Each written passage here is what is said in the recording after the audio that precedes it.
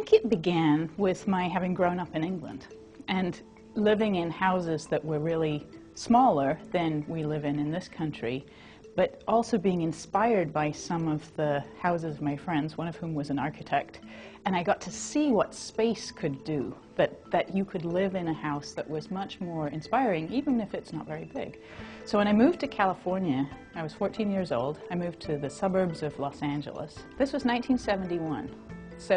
And I was in an area that was very wealthy. My parents had moved because of the schools, and so I got to see really the beginnings of the McMansion movement.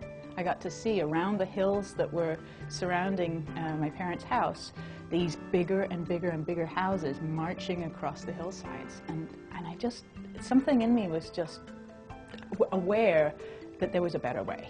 I didn't know what it was at the time, but I began to, even in my teenage writing style, just begin to comment on, well, why are we doing things this way?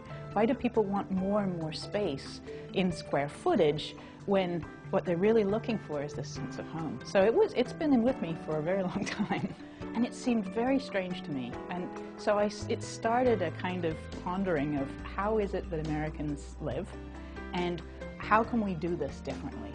So it moved me into a career in architecture, and I wanted to design houses that inspired people spatially. That's always been my desire. That's really what inspired me, and I knew had the ability to inspire others.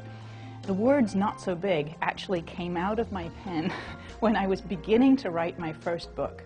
And Taunton Press, my publisher, had asked me to write a book called The Small House Book as a precursor to the book I really wanted to write, which is now called Home by Design. And so I began writing, and I knew The Small House Book wasn't the right name.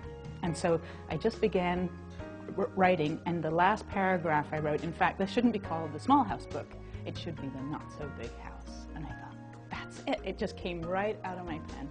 It was one of those moments where you go, wow, there's a brand. For more information on Sarah Susanka and her books, the Not So Big House series, visit my website, expertrealestatetips.net.